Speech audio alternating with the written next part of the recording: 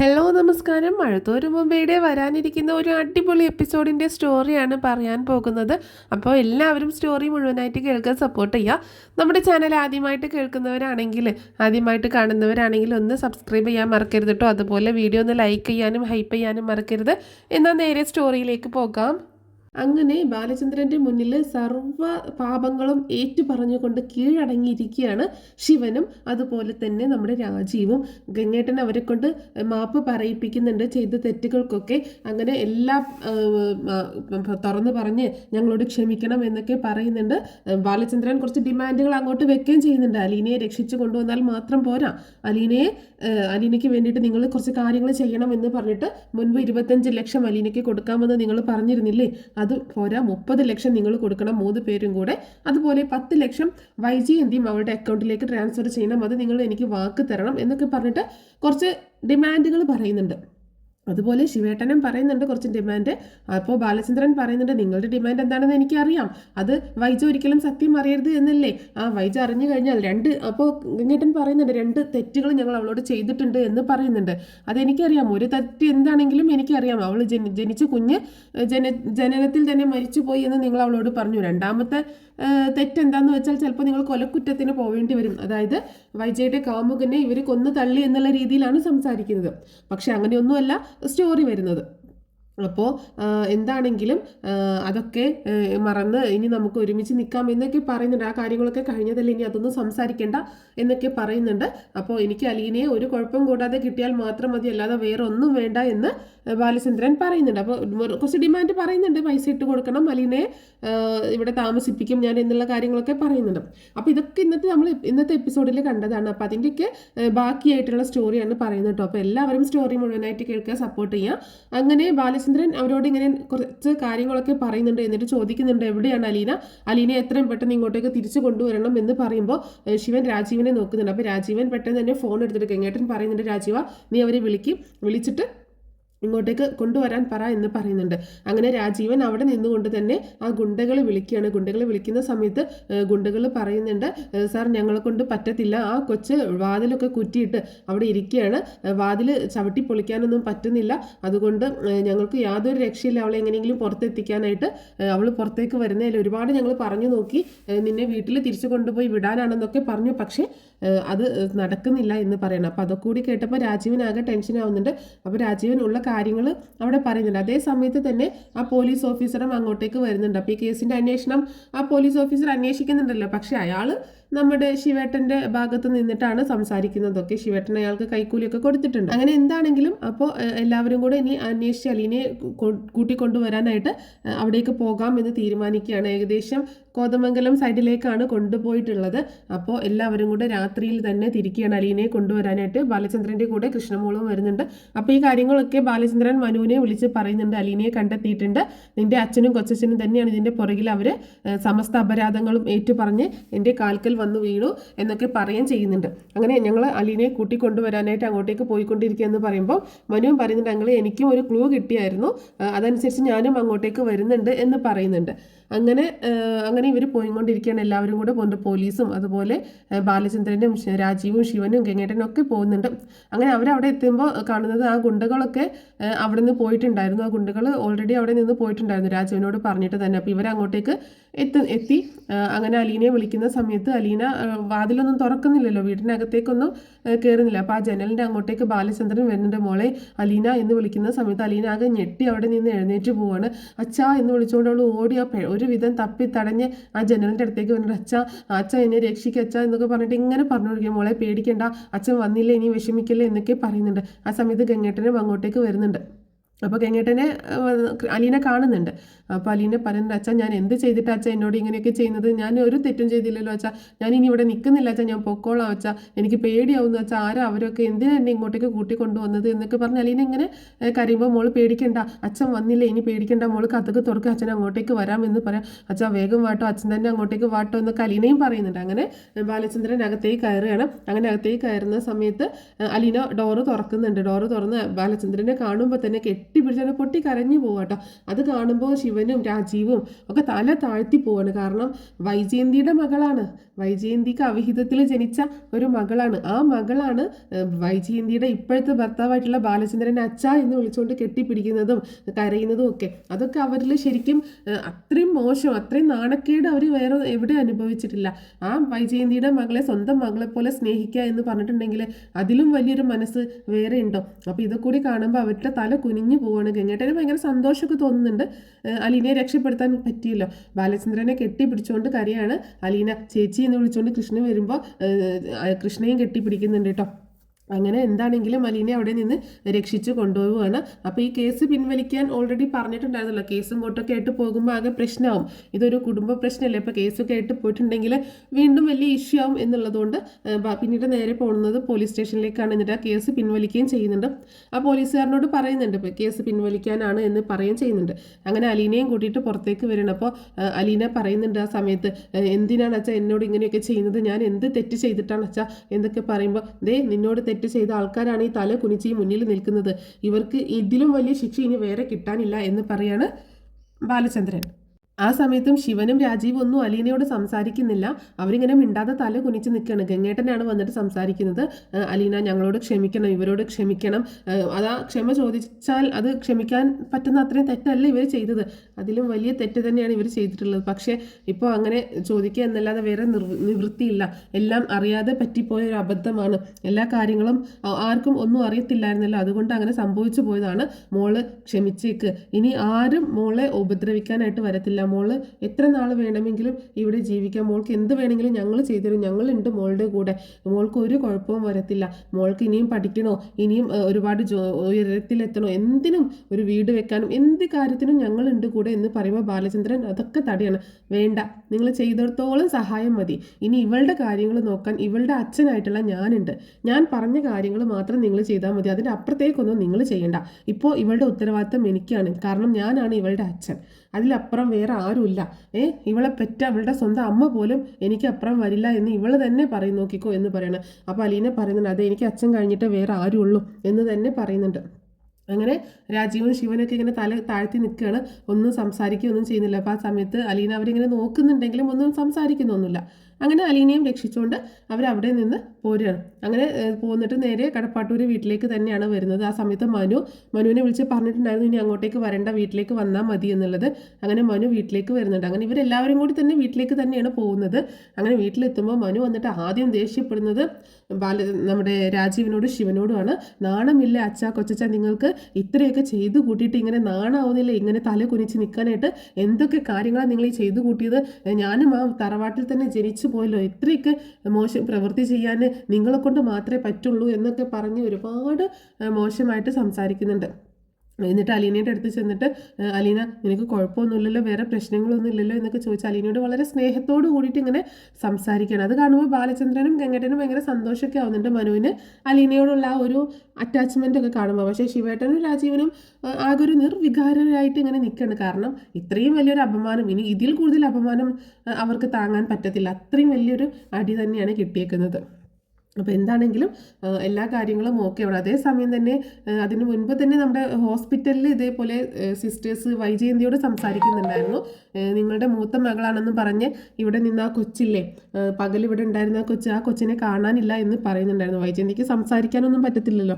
വൈജയന്തിയൊക്കെ ഇങ്ങനെ കേട്ട് നിൽക്കുന്നുണ്ട്. അപ്പോൾ ആ സിസ്റ്റർ പറയുന്നുണ്ട് ആരോ തട്ടിക്കൊണ്ടുപോയി എന്നാണ് സംശയം, ഇവിടെ നിന്ന് വീട്ടിലേക്ക് പോകാനായിട്ട് ഇറങ്ങിയതാണ്, പോലീസിലൊക്കെ കംപ്ലൈൻറ്റ് കൊടുത്തിട്ടുണ്ട്, എല്ലാവരും കൂടി അന്വേഷിക്കുന്നുണ്ട് എന്നുള്ള കാര്യമൊക്കെ പറഞ്ഞിട്ടുണ്ടായിരുന്നു. അത് മാത്രമല്ല നിങ്ങളുടെ സഹോദരങ്ങളെയാണ് സംശയം എന്ന് പറഞ്ഞിട്ടാണ് നിങ്ങളുടെ ഹസ്ബൻഡ് പോലീസിൽ കംപ്ലൈൻറ്റ് കൊടുത്തേക്കുന്നത്.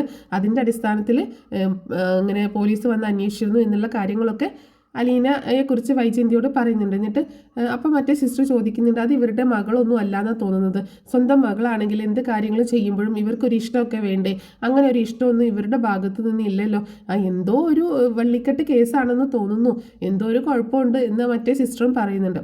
പിന്നീടാണ് ഇവർ വീട്ടിലെത്തുന്നതും നമ്മുടെ കൃഷ്ണയും അതുപോലെ അലീനയും ബാലചന്ദ്രനും മനുവൊക്കെ വീട്ടിലെത്തുന്നതും ഈ സംസാരങ്ങളൊക്കെ ഉണ്ടാവുന്നതും.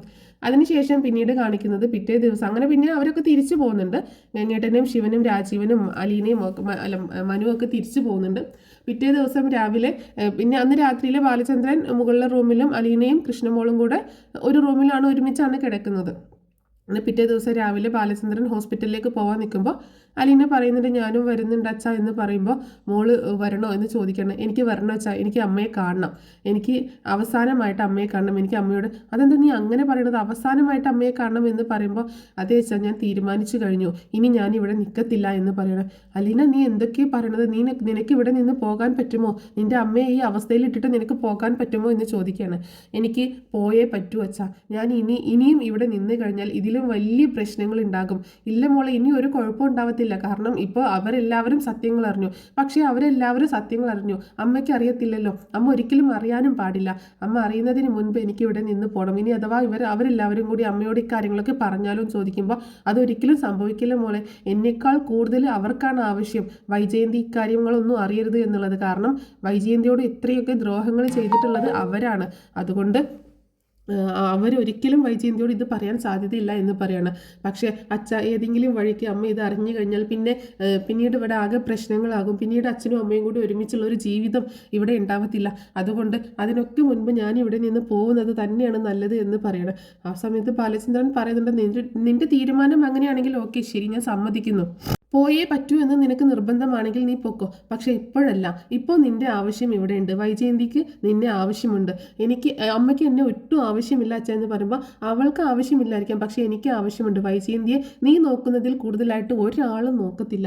അതുകൊണ്ട് വൈജയന്തിയുടെ അസുഖം ഒന്ന് മാറി വൈജയന്തി ഒന്ന് എഴുന്നേറ്റ് നടക്കാൻ തുടങ്ങിക്കഴിഞ്ഞാൽ നീ പൊക്കോ, അതിനുശേഷം ഞാൻ നിന്നെ തടയത്തില്ല. നിനക്ക് എങ്ങോട്ടാണ് പോവേണ്ടതെന്ന് പറഞ്ഞാൽ ഞാൻ തന്നെ നിന്നെ കൊണ്ടുപോയി ആക്കാം എന്ന് പറയുന്നുണ്ട്. അച്ഛ അതുവരെ ഒന്നും നിൽക്കണ്ട അച്ഛ, എനിക്ക് ആകെ പ്രശ്നമാണ്, ഞാൻ ഇവിടെ നിൽക്കുന്ന ഒരു അമ്മയുടെ അസുഖം ഏതെങ്കിലും ഒരു ഹോം നേഴ്സിനെ വെച്ചാൽ മാറ്റാൻ പറ്റില്ലേ, അതുകൊണ്ട് ഞാൻ പൊക്കോളാം എന്ന് പറയാണ്. ആ സമയത്ത് കൃഷ്ണയും വന്നിട്ട് പറയുന്നുണ്ട് ചേച്ചി ഒരിക്കലും പോകുന്ന കാര്യത്തെക്കുറിച്ച് ചിന്തിക്കില്ല, ചേച്ചി പോയി കഴിഞ്ഞാൽ ആകെ കുഴപ്പമാകും എന്ന് പറയാണ്. എന്നിട്ട് കൃഷ്ണ പറയുന്നുണ്ട് ഞാൻ സ്കൂളിലേക്ക് പോവാണ്, ഞാൻ തിരിച്ചു വരുമ്പോൾ ചേച്ചി ഇവിടെ തന്നെ ഉണ്ടാവണേ എന്ന് പറഞ്ഞിട്ടാണ് കൃഷ്ണ സ്കൂളിലേക്ക് പോകുന്നത്.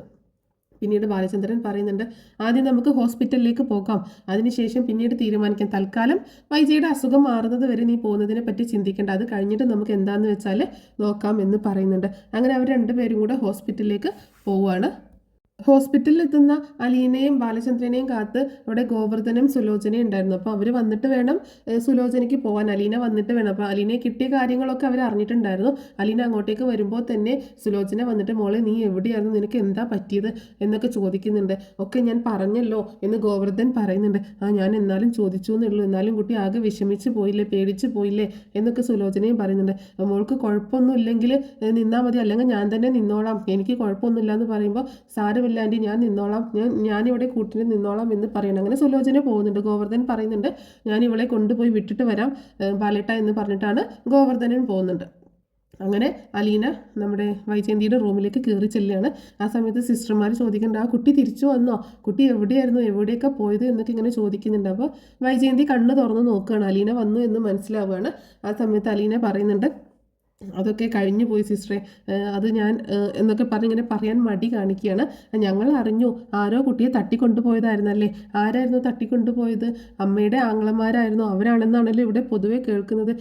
അങ്ങനെയൊന്നുമല്ല, എനിക്ക് അറിയത്തില്ലായിരുന്നു ആരാണെന്ന്, കുറച്ച് ഗുണ്ടകളാണ്, പക്ഷെ അവരൊന്നുമല്ല എന്ന് അലീന പറയുന്നുണ്ട്. പക്ഷേ വൈജയന്തിക്ക് എന്തോ സംശയം തോന്നുകയാണ് അലീനയുടെ സംസാരം കേട്ടിട്ട്.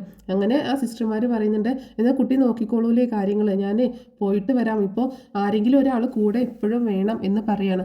അന്നേരം അലീന പറയുന്നുണ്ട് ശരി സിസ്റ്റർ ഞാൻ നോക്കിക്കോളാം, എനിക്ക് കുഴപ്പമൊന്നുമില്ല, ഞാൻ നോക്കിക്കോളാം എന്ന് പറയുന്നുണ്ട്. അപ്പോൾ മരുന്ന് കൊടുക്കേണ്ടതും ഭക്ഷണം കൊടുക്കേണ്ടതൊക്കെ ആയിട്ടുള്ള കാര്യങ്ങളൊക്കെ സിസ്റ്റർ പറഞ്ഞു കൊടുത്തിട്ടാണ് പോകുന്നത്. അങ്ങനെ അലീന അവിടെ കസേരയിൽ ഇരുന്നിട്ട് വൈജയന്തിയുടെ കൈ ഇങ്ങനെ പിടിക്കാൻ ശ്രമിക്കുമ്പോൾ വീണ്ടും വൈജയന്തി അന്നത്തെ പോലെ തന്നെ തട്ടിക്കളയാണ്. അപ്പോൾ അലീന വീണ്ടും കൈ പിടിക്കാൻ നോക്കുന്നുണ്ട്, വൈജയന്തി വീണ്ടും തട്ടിക്കളയും. ആ സമയത്ത് അലീന പറയുന്നുണ്ട് ഞാൻ ഒരു തെറ്റും മേഡത്തോട് ചെയ്യുന്നില്ല, ഒരു ദ്രോഹവും ചെയ്യുന്നില്ല, മേഡത്തെ ഞാൻ ഒരിക്കലും ദ്രോഹിക്കണം എന്ന് ഉദ്ദേശിച്ച് ഞാൻ വന്നതല്ല, ഞാൻ വന്നുപോയി, പക്ഷേ എനിക്കിവിടെ നിന്ന് പോവാൻ ഒരു അവസരം കിട്ടിയപ്പോൾ ഞാൻ പോവാനും നിന്നതാണ്, പക്ഷേ ഓരോന്നിങ്ങനെ വന്ന് ഭവിച്ചു പോയി, അതിൻ്റെ കാര്യങ്ങളൊക്കെ ഇന്നല്ലെങ്കിൽ നാളെ എന്തായാലും മാഡം അറിയും, അന്നേരം മാഡം ഒരുപാട് വിഷമിക്കും, ഇപ്പോൾ മാഡത്തിൻ്റെ അസുഖം മാറുന്നത് വരെ മാത്രമേ ഞാൻ ഇവിടെ നിൽക്കുന്നുള്ളൂ, ഞാൻ ഇന്നലെയും പോവാൻ ഇറങ്ങിയതാണ്, എന്നെ ആരാ തട്ടിക്കൊണ്ടുപോയതെന്ന് അറിയണ്ടേ, എന്നെ ആരാ കിഡ്നാപ്പ് ചെയ്തത് എന്നറിയണ്ടേ, വേറെ ആരുമല്ല മാഡത്തിൻ്റെ ആങ്ങളമാരാണ് എന്ന് പറയാണ്. മാഡത്തിൻ്റെ ആങ്ങളമാരായിട്ടുള്ള രാജീവും ശിവനും ആണ് എന്നെ തട്ടിക്കൊണ്ടു കൊണ്ടുപോയത്, ഗുണ്ടകൾക്ക് ഇട്ടുകൊടുത്തത്. എൻ്റെ ജീവിതം ഇരുട്ടിലാക്കാനായിരുന്നു അവരുടെ പ്ലാന്. പക്ഷേ ഒന്നും നടന്നില്ല. ആ ഗംഗാധരൻ സാറ് വന്നിട്ടുണ്ടായിരുന്നു. പിന്നീട് അച്ഛനും പോലീസും എല്ലാവരും കൂടി വന്ന് എന്നെ രക്ഷിക്കുകയാണ് ചെയ്തത്. അവർ മാത്രമല്ല, ശിവൻ സാറും അതുപോലെ രാജീവ് സാറും എല്ലാവരും കൂടി വന്നിട്ട് തന്നെയാണ് രക്ഷിച്ചത്, എന്നെ കൂട്ടിക്കൊണ്ടുവന്നത് എന്ന് തന്നെ പറയണം. മാഡം പേടിക്കണ്ട, ഞാൻ ഇന്ന് തന്നെ പോവാനായിട്ട് ഇറങ്ങിയതാണ്. ഇന്ന് തന്നെ പോവുകയാണെന്ന് മാഡത്തെ കണ്ട് അവസാനമായിട്ട് യാത്ര പറഞ്ഞ് പോവാൻ വേണ്ടിയിട്ടാണ് ഹോസ്പിറ്റലിലേക്ക് വന്നത്. പക്ഷേ അച്ഛൻ സമ്മതിക്കുന്നില്ല. വേറെ ആര് നോക്കിയാലും ശരിയാവത്തില്ല, ഞാൻ തന്നെ നോക്കണമെന്നാണ് അച്ഛൻ പറയുന്നത്. ഏതായാലും മാഡത്തിൻ്റെ അസുഖം മാറുന്നത് വരെ മാത്രമേ ഞാൻ ഇവിടെ നിൽക്കത്തുള്ളൂ. അച്ഛൻ എന്നോട് അങ്ങനെയാണ് പറഞ്ഞിട്ടുള്ളത്. അത് കഴിഞ്ഞാൽ ഞാൻ തീർച്ചയായും പോകും എന്നൊക്കെ പറയണം. അതിനുശേഷം അലീന വീണ്ടും വൈജയുടെ കൈ ഇങ്ങനെ പിടിക്കുമ്പോൾ വൈജ കൈ മാറ്റുന്നൊന്നുമില്ല കേട്ടോ. അപ്പോൾ ആ കൈ അവിടെ ഇങ്ങനെ വെക്കുകയാണ്. അപ്പോൾ അലീനയ്ക്ക് ഭയങ്കര സന്തോഷം തോന്നുന്നുണ്ട്. എന്താണെങ്കിലും പോകും എന്ന് പറഞ്ഞതുകൊണ്ടാണോ ഇത്രയൊക്കെ സംസാരിച്ചതുകൊണ്ടാണോ എന്താണെന്നറിയില്ല, വൈജ കൈ തട്ടിക്കളയുന്നില്ല. അങ്ങനെ അലീന മെല്ലെ ഇങ്ങനെ കൈ പിടിച്ചിട്ട് തലോടുന്നുണ്ടെങ്കിലും വൈജയ്ക്ക് അത്രയ്ക്ക് തൃപ്തിയൊന്നുമില്ല. മുഖത്ത് ഭയങ്കര എക്സ്പ്രഷനൊക്കെ ഉണ്ട്, അതൃപ്തി കാണിച്ചുകൊണ്ടുള്ളത്. അങ്ങനെ അലീന വീണ്ടും പറയുന്നുണ്ട്, മാഡത്തിനറിയോ, ഞാൻ ഒരുപാട് ആഗ്രഹിച്ച് മോഹിച്ചാണ് ഇങ്ങോട്ടേക്ക് വന്നത്. എൻ്റെ സ്വന്തം വീട് പോലെ കാണണമെന്നാണ് എൻ്റെ ബ്രിജിത്ത മമ്മി എന്നോട് പറഞ്ഞിട്ടുണ്ടായിരുന്നത്. സ്വന്തം വീട് പോലെ കണ്ട്, സ്വന്തം കുടുംബാംഗങ്ങളെ പോലെ കണ്ട്, സ്വന്തം സഹോദരങ്ങളെ പോലെ കണ്ട്, അച്ഛനെയും അമ്മയെ പോലെയും കണ്ട് ഞാൻ സ്നേഹിച്ച്, അതാ ഒരു തെറ്റ് മാത്രമാണ് ഞാൻ ചെയ്തത്. ഒരിക്കലും ഞാൻ അങ്ങനെ ചെയ്യരുതായിരുന്നു. ആ തെറ്റ് എനിക്ക് ഇപ്പോൾ മനസ്സിലായി. എത്രയൊക്കെ ആയാലും സ്വന്തം എന്നും സ്വന്തം തന്നെയാണ്. പക്ഷേ അതൊരിക്കലും ഒരാൾക്കും മനസ്സിലാക്കാൻ പോലും പറ്റത്തില്ല. എന്നെങ്കിലും ഒരിക്കൽ മാഡം എല്ലാം മനസ്സിലാക്കുന്ന ഒരു ദിവസം വരും. അന്നൊരു പക്ഷേ ഞാൻ മാഡത്തിൽ നിന്ന് ഒരുപാട് ദൂരെ ആയിരിക്കും എന്ന് പറയാണ് അലീന. അപ്പോൾ അലീന പറയുന്ന ഈ കാര്യങ്ങളൊന്നും വൈജയ്ക്ക് മനസ്സിലാവുന്നില്ല. അലീന എന്താണ് ഇങ്ങനെ പറയുന്നത് എന്ന് ഓർത്തിട്ടൊന്നും മനസ്സിലാവുന്നില്ല കേട്ടോ. വൈജ ഇങ്ങനെ സംശയത്തോടു കൂടിയിട്ട് അലീനയെ നോക്കുന്നുണ്ട്. അപ്പോൾ അലീന പറയുന്നുണ്ട്, മാഡം പേടിക്കണ്ട കേട്ടോ, ഞാൻ കൂടുതലൊന്നും പറഞ്ഞ് മാഡത്തെ ബുദ്ധിമുട്ടിക്കുന്നില്ല. ഞാൻ ഒറ്റ കാര്യം മാത്രമേ പറയുന്നുള്ളൂ.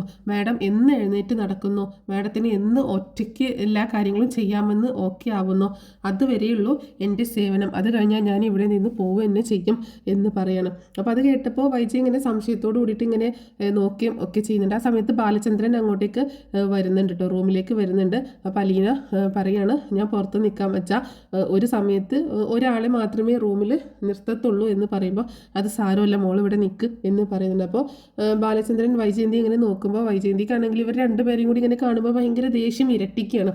ആ സമയത്ത് ബാലചന്ദ്രൻ പറയുന്നുണ്ട്, ഈ കിടപ്പ് അങ്ങനെ കിടന്നാൽ മതിയല്ലോ, ഇവിടെ നടക്കുന്ന കാര്യങ്ങളൊന്നും അറിയണ്ടല്ലോ. ഇന്നലെ ഒരു രാത്രി മുഴുവൻ നിൻ്റെ ആ പൂങ്ങളമാർ എൻ്റെ മോളെ തട്ടിക്കൊണ്ടുപോയേക്കായിരുന്നു.